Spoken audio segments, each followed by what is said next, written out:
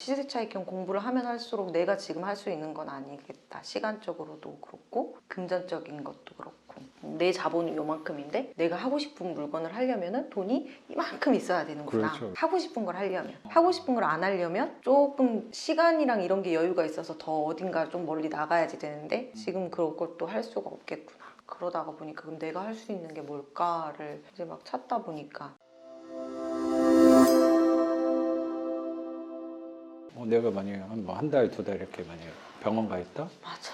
그럼 그걸 못하니까? 그런 일이 발생하지 않는다는 보장은 없겠지만 좀 꾸준히 지속하고 싶다는 욕심이지 이것도. 욕심이어서 나는 횟수를 자꾸 줄이는 노력을 하는 것 같아요. 저는 그걸 지금 그럼 만들어가는 그렇지. 과정인 거죠. 원래 하루도 안 쉰다 그러지 않았어? 아닌가? 쉬는 날에도 가게를 가서 뭔가를 해야 마음이 좀 안정이 되니까 뭐 네. 정리하고 아니면 집에서 뭐 발주하고 있고 뭐라도 그렇게 해야지 됐던.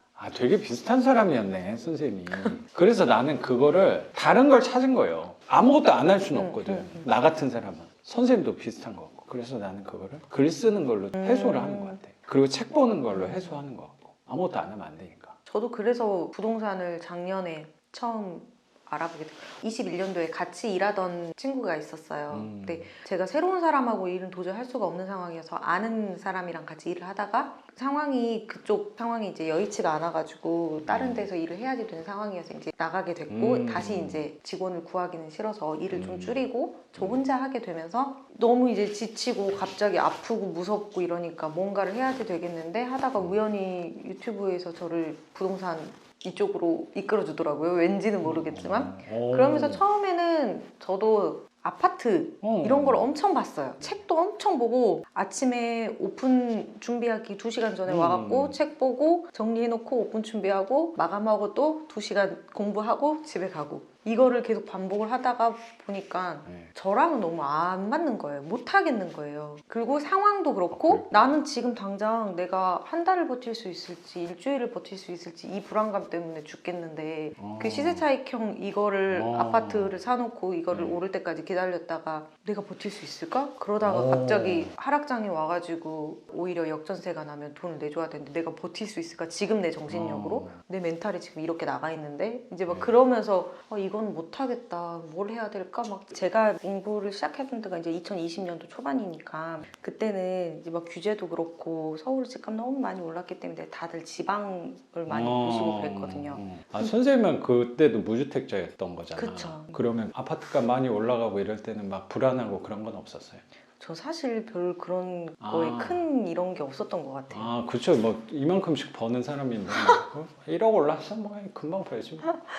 별로 그냥 그랬던 것 같아요. 사실 너무 몰라서 그랬겠죠. 너무 몰랐기 때문에 별로 그런 거에 대한 생각도 크게 없었던 것 같은데 부동산을 공부해봐야겠다라는 생각을 하면서 그런 것도 피부에 와닿는 부분도 있었던 것 같고 지금 상황에서 내가 서울을 할 수 없으니까 수도권을 하긴 어려우니까 지방을 가야 되는데 그때 당시에? 그러면 매주 지방 임장을 가고 막 이렇게 해야 되는데 제가 제 몸을 써서 돌아다니고 이러는 거는 얼마든지 할 수 있겠는데 그렇죠. 이 가게를 운영하면서 매장 운영하면서 이거 병행을 할 자신이 사실은 없더라고요.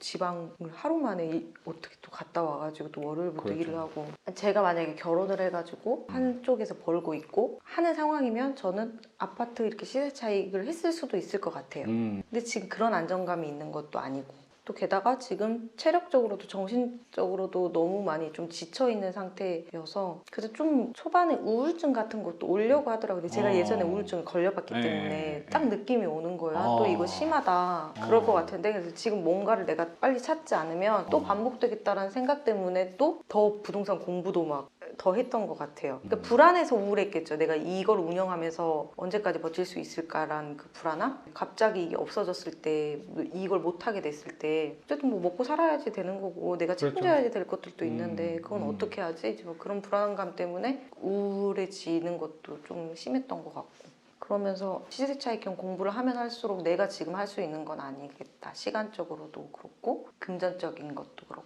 내 자본이 요만큼인데 내가 하고 싶은 물건을 하려면 돈이 이만큼 있어야 되는구나. 그렇죠. 하고 싶은 걸 하려면. 하고 싶은 걸 안 하려면 조금 시간이랑 이런 게 여유가 있어서 더 어딘가 좀 멀리 나가야지 되는데 지금 그런 것도 할 수가 없겠구나.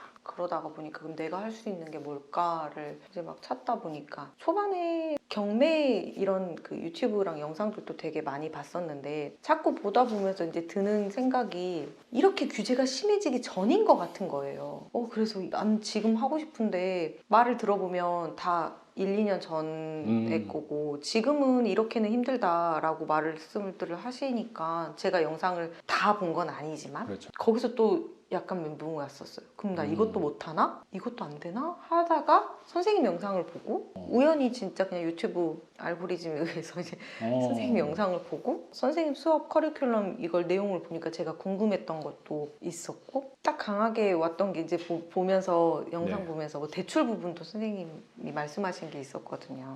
제가 궁금했던 부분이었는데 선생님 수업을 들으면 그런 부분도 조금 해소가 될 것 같은데? 라는 생각이 되게 들었었어요. 아, 그럼 선생님은 반지하이어서라기보다 선생님 수업적인 부분이 좀 더 컸던 것 같아요. 빌라나 반지하 이런 대상에 한정을 둔 건 아닌 건데 반지하에 한정을 둔 건 아닌데 내 상황에서 저게 어쩌면 최선일 수도 있겠다. 그리고 반지하에 대해서 내가 예전에 살았던 집만 생각할 게 아닐 수도 있겠다라는 그게 이제 좀 깨졌죠. 그런 걸 좀 깼던 거였고 빌라도 이렇게 투자를 해도 괜찮을 수도 있겠는데 라는 생각을 했던 것 같아요. 그때 당시에 제 생활 패턴에서 뭔가 깨줄 게 진짜 절실하게 필요하기도 했고 그래서 제가 원래 아쉬운 소리를 잘 못하거든요. 네. 좀 어떻게 해주세요 이런 말을 사실 진짜 잘 못해요. 근데 제가 선생님한테 수업 네. 신청해놓고 진짜 여러 번 썼다 지웠어요 사실. 그러시구나. 그게 혹시 빈자리 있으면 연락 달라고.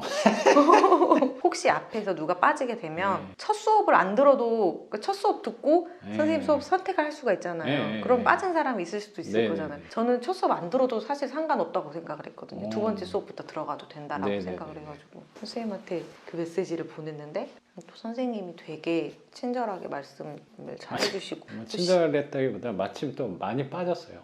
저한테는 너무 다행이었죠. 근데 그때는 그런 생각이었거든요. 못 버틸 것 같은 거예요. 한두 달만 더 있어도 이제 부동산 마저 안 할 것 같은 거예요, 제가.